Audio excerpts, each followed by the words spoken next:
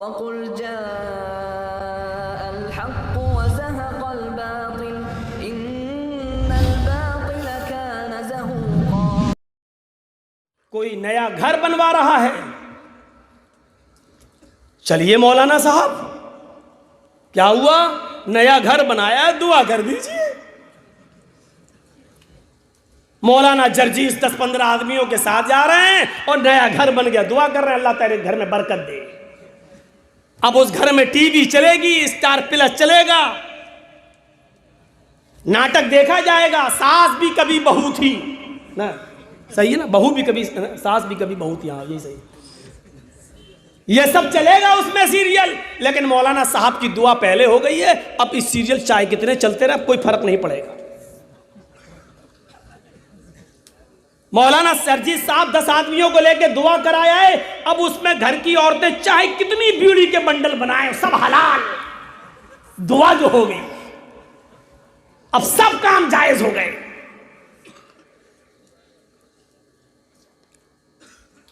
पूरी जिंदगी उठा लो नबी अकरम सल्लल्लाहु अलैहि वसल्लम की,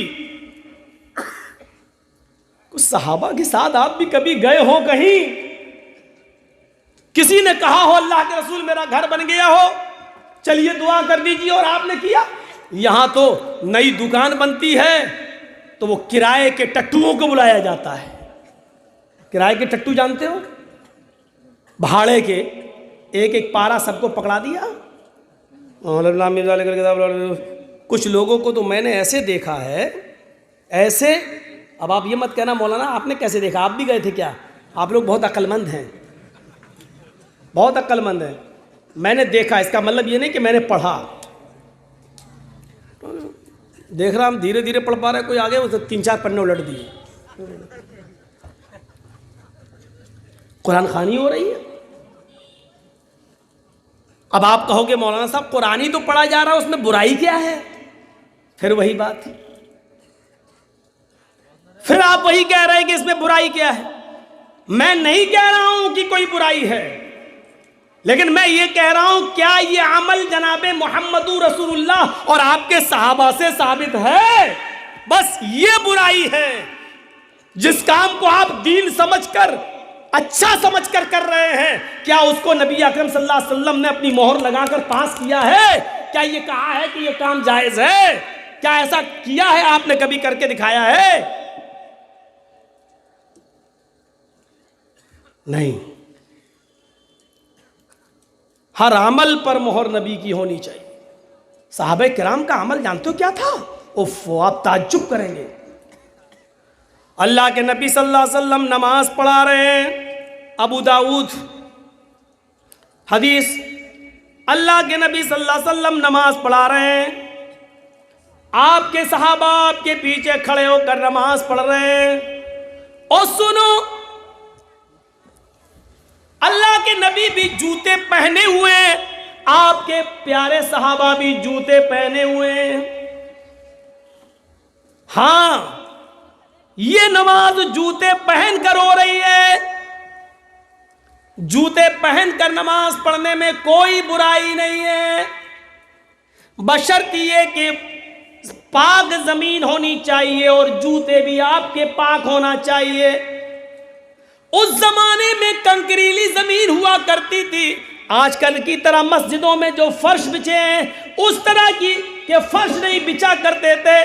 सूरज की गर्मी उस कंकरीली जमीन पर आग के शोले उगलती थी। अगर वहां जूते पहनकर नमाज न पढ़ी जाए तो जमीन पर पड़े हुए वो पथरीले कंकर पैरों में फलक पैदा कर दे, इसलिए जूते पहनकर नमाज पढ़ी जाती थी। आप कल अपनी मस्जिदों में जूते पहनकर मत पहुंच जाना। मौलाना जर्जीस ने कहा जूते पहन के नमाज पढ़ना, इसलिए मैंने कंडीशन बता दी। अल्लाह के नबी सल्लल्लाहु अलैहि वसल्लम नमाज पढ़ा रहे हैं, आपके प्यारे साहबा नमाज पढ़ रहे हैं। इज़ खलाना अलैक, अचानक नमाजी की हालत में अल्लाह के नबी सल्लल्लाहु अलैहि वसल्लम ने अपने दोनों जूते उतार दिए। नमाज ही की हालत में अपने दोनों जूते उतार दिए और उनको उठाकर हाथ से पकड़ा और बाएं तरफ रख लिए, ऐसे उतार लिए और उठा के बाएं तरफ रख दिए, और फिर नमाज पढ़ाना शुरू कर दी।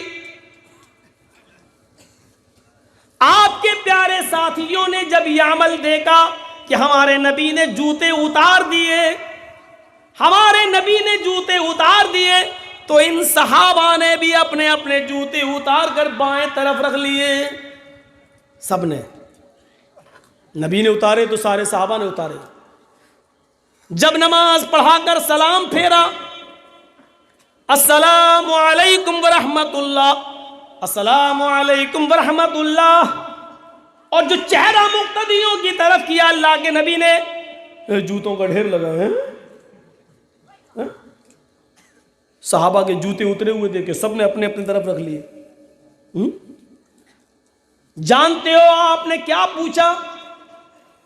सबसे पहला सवाल, मा हमलकुम अला इल्काइ निआलिकुम, मेरे सहाबियों तुम्हें जूते उतारने के लिए कौन बोला?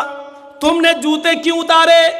तुम जूते पहनकर नमाज पढ़ रहे थे, तुमने जूते क्यों उतार दिए? किस चीज ने तुम्हें उभारा जूते उतारने पर? तो सहाबा का जवाब जानते हो क्या था? हमारा जवाब वो नहीं है। सहाबा का जवाब क्या था? और अल्लाह के रसूल, आप हमसे पूछ रहे हैं कि जूते तो क्यों उतारे? अरे जो इमाम को करना चाहिए, जो इमाम करता है वही तो मुक्तदियों को करना चाहिए। राइनाक अलकैतना अलैक, आय अल्लाह के नबी, हमारी आंखों ने देखा कि आपने उतार दिए, फअलकैना, तो हमने भी उतार दिए, इससे ज्यादा हमें कुछ नहीं मालूम।